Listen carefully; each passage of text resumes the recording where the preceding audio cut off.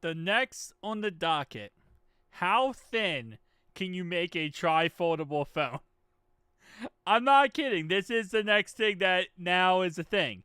So Techno just created a foldable cell phone which is thinner than Huawei's. So obviously, yes, Samsung's coming out with theirs at the end of this year. But this phone right here, when fully folded, is 11.49 millimeters. Which, comparing that to Huawei's, which is 12.88, this is only going to get thinner over time. Now, comparing it to the 8.9 millimeters of the Z Fold 7, obviously, it doesn't compare, but it does have 3 total, screens, so you're not really going to be able to compare a tri-foldable phone and a foldable phone. If it ever gets to a point where you can, that would be just insane technology.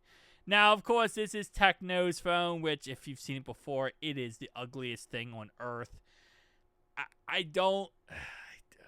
They took a Z Fold 7 concept, and they flipped the cameras to make them horizontal instead of vertical. Now, I will give them credit. If you made these cameras vertical, it would look stupid as well. But I feel like it would look better in my brain than it does when it's horizontal. I don't know. I just really don't like these camera setup. I feel like if you're going to have this big of a phone, this camera setup, I'm not saying you need the biggest camera bump possible, but you need a little bit bigger than that. I think it needs to be a little bit bigger than that. Maybe like put a really crazy camera setup on there. But when it's unfolded, this thing is crazy thin. Just like Z Fold 7, it is absolutely insanely thin. Now, the real big issue with these phones, and it's kind of the issue now with Z Fold 7, is that you can't really go thinner than what the Z Fold 7 is. The Z Fold 7, if you look at it compared with the USB-C port, it's as thin as a USB-C port.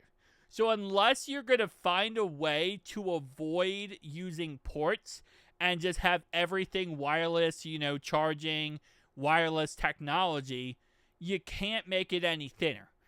No phone can be thinner than a USB-C port. Because, again, at that point, it doesn't make any sense. Like, you can't physically do that.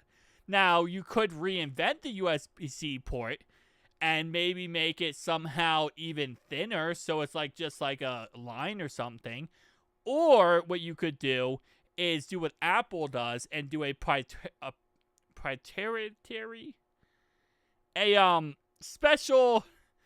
new charging port created just by, whatever company, Samsung, whoever, and it could just be like a magnetic connection. Kind of like how MagSafe is on MacBooks. It could be kind of like that concept.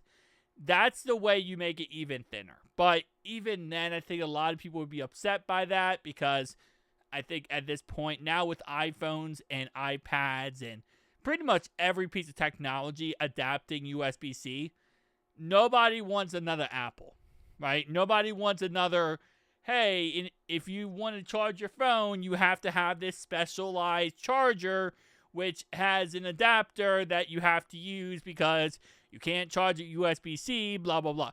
I don't think anyone is sitting here and ready for that concept again. Like, Apple was forced to go USB-C route, and everyone was happy. We don't need another Apple coming back saying, well, maybe we'll do it like this. Like, no. USB-C across the board. Let's not mess around with other proprietary. Nope, that's not the word. Someone's going to comment the word, but yeah, you guys know what I'm talking about. Specialized charging ports. Peace out, guys.